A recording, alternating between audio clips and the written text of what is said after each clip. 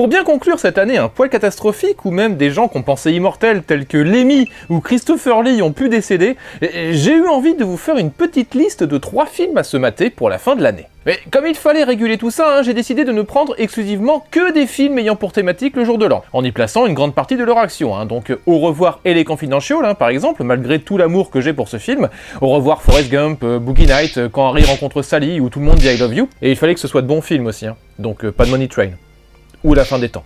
Ou La Ligue des Gentlemen Extraordinaires. Bon, j'aurais bien aimé y mettre aussi des films tels que Le Parrain 2, ou SOS Fantôme 2, mais il fallait choisir. Et donc, on commence directement par le numéro 3, avec L'aventure du Poséidon. Ok, quelle que soit votre journée du premier de l'an, elle ne pourra pas être pire que celle qui suit. L'aventure du Poséidon, ou The Poseidon Adventure, c'est l'histoire d'un bateau piloté par Leslie Nelson qui se prend une vague de plein fouet et se retourne en pleine célébration du jour de l'an. On y suit alors un groupe de survivants, mené par le révérend Gene Hackman, aidé par Red Buttons, un vieux célibataire qui n'a Dieu que pour Carol Linney, la chanteuse du bateau, ainsi que du couple formé par Jack Albertson et Shelley Winters, qui joue ici une ancienne championne de natation. Sans oublier Roddy McDowell, le serveur, et les enfants Susan et Robin, qui sont, des enfants quoi. Ainsi qu'Ernest Borgnine, un ancien flic marié à une ex-prostituée, interprétée par Stella Stevens. Notre groupe devant traverser un bateau littéralement sans dessus-dessous, en tentant d'atteindre la coque du bateau, qui s'est retrouvé, et du coup, au-dessus d'eux en fait, puisque tout s'est renversé, avant que tout soit submergé. Et j'aime beaucoup ce genre de film, tu ne sais jamais qui va survivre ou pas, et chaque fois que les personnages sont parvenus à triompher d'un obstacle, t'en as toujours un autre qui se pointe, et du coup ils sont toujours en mouvement. C'est assez intéressant et ça change du sempiternel film en 3 actes avec l'introduction, le milieu et la fin. Ce qui est cool dans l'aventure du Poséidon, c'est que non seulement tu ne sais jamais qui va survivre et qui va mourir, mais il faut aussi noter l'intelligence du level design, avec des décors construits à l'envers et utilisés comme tels. Et forcément, nous avons tous les poncifs des films de ce genre, avec une introduction nous dévoilant tous les personnages du film, ainsi que quelques parties du bateau, avant que la catastrophe n'arrive et transforme tout ce début joyeux en monstrueux Capharnaüm. Produit par Irwin Allen, ou Irvin Allen, je ne sais pas, l'aventure du Poséidon remporta 25 fois sa mise, et lança toute une vague de films catastrophes dans les années 70, toujours produit par Allen, de La Tour Infernale en 1974, au jour de la fin du monde de 1980, avec Paul Newman et à nouveau Ernest Borgnine qui passait par là. Toute une vague. A noter qu'il existe également une suite sortie en 1979 et se déroulant juste après les faits du premier film, où une équipe menée par Michael Caine tente de piller l'épave du bateau.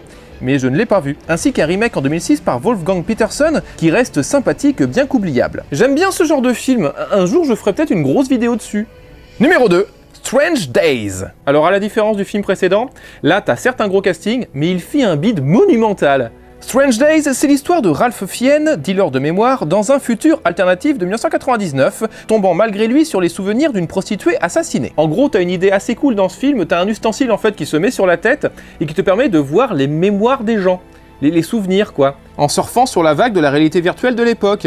Et évidemment, les gens l'utilisent surtout pour mater du porno. Bref, l'histoire raconte donc l'enquête de Ralph Fiennes, ancien flic et anciennement maqué à Juliette Lewis, cherchant à mettre la main sur un gigantesque complot, aidé de son pote Tom Sizemore, avec des cheveux longs, c'est assez perturbant, ainsi qu'une Angela Bassett badass. Le tout produit et scénarisé par James Cameron et Wes Bonham, et réalisé par Catherine Bigelow, qui nous avait fait Des Mineurs il y a quelques temps, ainsi que le sympathique Point Break, et il y a longtemps. Le film, baignant dans une ambiance très Blade Runner, est assez chouette, et se conclut par une énorme scène de foule lors du passage à l'an 2000, et c'est vraiment cool. Et je sais même pas pourquoi il a bidé, c'est assez effarant. This is your life! Right here, right now, right here, right now, right here, right now! Le film est cool. Et enfin, en numéro 1 des films à se mater pour la fin de l'année, Le Grand Saut. Et à nouveau un énorme bide. Et pourtant, je me le mate tous les ans. Réalisé par les frères Cohen et coécrit avec Sam Raimi, Le Grand Saut raconte l'histoire de Norville Barnes, interprété par Tim Robbins, engagé à la tête d'une entreprise par Paul Newman pour la couler, afin que les actionnaires puissent la racheter. Malheureusement pour eux, Tim Robbins va alors inventer le hula hoop, pérennisant ainsi le succès de la compagnie, et je vous passe les détails, mais le film est vachement cool.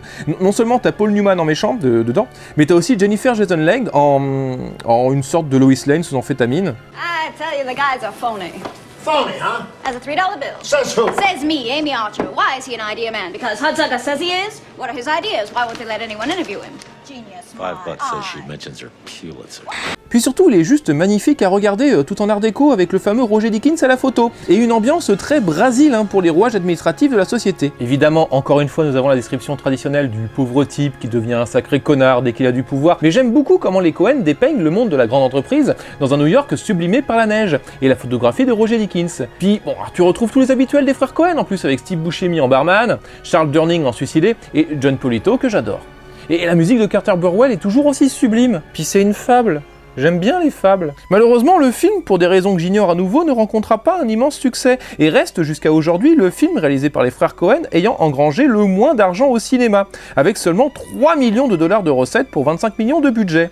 Et c'est con du coup parce que ça lui fait une mauvaise réputation au film. Et ok, c'était le premier film des frères Coen produit par un grand studio, c'était produit par Joel Silver qui avait fait L'Arme Fatale et qui avait fait les Die Hard aussi. Mais il leur avait donné tout le budget qu'ils voulaient et libre cours quoi, enfin je veux dire, il n'y avait pas de censure. Et c'est dommage, ce film est cool.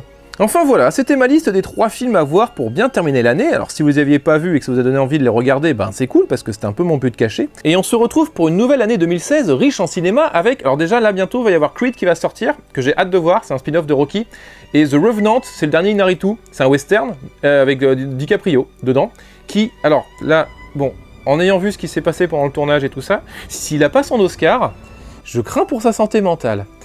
Et alors, pour mes meilleurs films de 2015, vous me demandez pas la question, mais je vais y répondre. Birdman, qui est sorti en 2015 chez nous, hein, au lieu de 2014. Quoi d'autre? Mad Max, forcément. Et Snoopy. Il est bien, Snoopy. Allez voir Snoopy. Right here, right now. Social. Right here, Says me. right now. Social. Right here, Says me. right now. Social. Right here, Says me. right now.